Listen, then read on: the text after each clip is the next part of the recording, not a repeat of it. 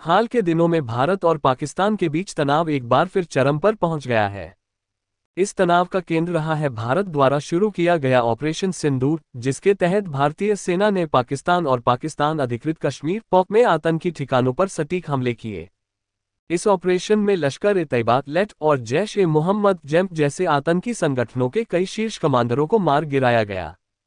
इनमें से एक प्रमुख नाम है लश्कर का टॉप कमांडर मुदस्सर खादियान खास उर्फ अबू जंदाल, जिसे भारत के हमले में ढेर कर दिया गया। इस लेख में हम इस घटना के विवरण, इसके पीछे के कारणों और भारत पाकिस्तान तनाव के व्यापक संदर्भ पर चर्चा करेंगे। ऑपरेशन सिंदूर, आतंकवाद के खिलाफ भारत की निर्णायक कार्रवाई। ऑपरेशन सिंदूर की शुरुआत 22 अप्रैल 2025 को जम्मू कश्मीर के पहलगाम में हुए एक आतंकी हमले के जवाब में हुई। इस हमले में 26 नागरिक, जिनमें ज्यादातर हिंदू पर्यटक थे, मारे गए थे। इस घटना ने पूरे देश में आक्रोश फैलाया और भारतीय सेना ने आतंकवाद के खिलाफ कड़ा रुख अपनाने का फैसला किया। 7 मई 2025 को शुरू किए गए इस ऑपरेशन में भारतीय वायुसेना ने पॉक और पाकिस्तान में 9 आतंकी ठिकानों को निशाना बनाया। इन हमलों में लश्कर-ए-तैयबा और जैश-ए-मोहम्मद के कई शीर्ष कमांडर मारे गए, जिनमें अबू जंदाल और जैश के सरगना मसूद अजहर का भाई रऊफ अजहर भी शामिल था। अबू जंदाल, जिसका असली नाम मुदस्सर खादियान था, लश्कर-ए-तैयबा का मुरिद के पाकिस्तान स्थित मरकज तैयबा का प्रमुख था। वह जम्मू कश्मीर में कई आतंकी हमलों का मास्टरमाइंड था और अफगानिस्तान से हथियारों की तस्करी में भी सक्रिय रूप से शामिल था।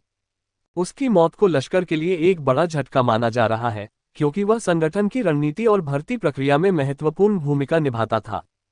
भारत पाकिस्तान तनाव का पृष्ठभूमि। भारत और पाकिस्तान के बीच तनाव का इतिहास लंबा और जटिल है। कश्मीर मुद्दा दोनों देशों के बीच संघर्ष का प्रमुख कारण रहा है। पाकिस्तान द्वारा समर्थित आतंकी संगठन जैसे लश्कर-ए-तैयबा और जैश-ए-मोहम्मद लंबे समय से जम्मू कश्मीर में आतंकी गतिविधियों को अंजाम दे रहे हैं। 1999 के कंधार विमान अपहरण कांड से लेकर 2008 के मुंबई हमले तक इन संगठनों ने भारत में कई बड़े हमले किए हैं। पहलगाम हमले के बाद भारत ने न केवल आतंकी ठिकानों को निशाना बनाया, बल्कि पाकिस्तान के सैन्य ठिकानों पर भी जवाबी कार्रवाई की। पाकिस्तान ने भी भारत के सैन्य ठिकानों पर ड्रोन और मिसाइल हमलों की कोशिश की, लेकिन भारतीय सेना ने S-400 एयर डिफेंस सिस्टम के जरिए इन हमलों को नाकाम कर दिया। दोनों देशों के बीच ये तनाव अब एक नए युद्ध के कगार पर पहुंच चुका है, जिसमें परमाणु हथियारों की मौजूदगी ने स्थिति को और जटिल बना दिया है। मारे गए अन्य आतंकी कमांडर। ऑपरेशन सिंदूर में अबू जंदाल के अलावा कई अन्य बड़े आतंकियों को भी मार गिराया गया। इनमें शामिल हैं रऊफ अजहर, जैश-ए-मोहम्मद के सरगना मसूद अजहर का भाई और कंधार विमान अपहरण कांड का मास्टरमाइंड। वह भारत की मोस्ट वांटेड लिस्ट में 19वें नंबर पर था। खालिद उर्फ अबू अकाशा, लश्कर का एक अन्य कमांडर जो जम्मू कश्मीर में आतंकी हमलों और हथियार तस्करी में शामिल था। हाफिज मोहम्मद जमील, जैश-ए-मोहम्मद का शीर्ष कमांडर और मसूद अजहर का रिश्तेदार।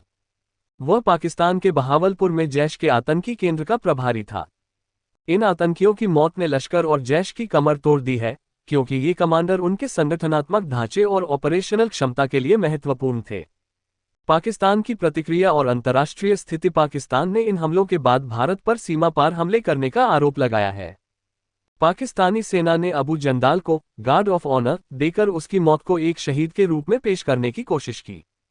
इस कदम की भारत ने कड़ी आलोचना की है, इसे आतंकवाद को बढ़ावा देने का सबूत बताया है। अंतर्राष्ट्रीय स्तर पर अमेरिका ने इस संघर्ष को आंतरिक मामला बताकर हस्तक्षेप से इनकार कर दिया है। उपराष्ट्रपति J.D. वेंस ने कहा कि यह भारत और पाकिस्तान का आपसी मसला है। वहीं चीन इस संघर्ष का इस्तेमाल अपने हथियारों और तकनीक के परीक्षण के लिए कर रहा है, जो क्षेत्रीय स्थिरता के लिए एक नया खतरा पैदा कर सकता है। निष्कर्ष। ऑपरेशन सिंदूर और अबू जंदाल जैसे टॉप कमांडरों की मौत ने भारत की आतंकवाद के खिलाफ जीरो टॉलरेंस नीति को फिर से रेखांकित किया है। हालांकि ये कार्रवाई भारत पाकिस्तान तनाव को और गहरा सकती है। दोनों देशों के पास परमाणु हथियार होने के कारण इस संघर्ष का वैश्विक प्रभाव हो सकता है।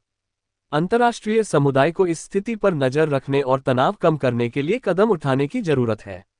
भारत ने स्पष्ट कर दिया है कि वह अपनी सुरक्षा के साथ कोई समझौता नहीं करेगा और आतंकवाद के खिलाफ उसकी लड़ाई जारी रहेगी।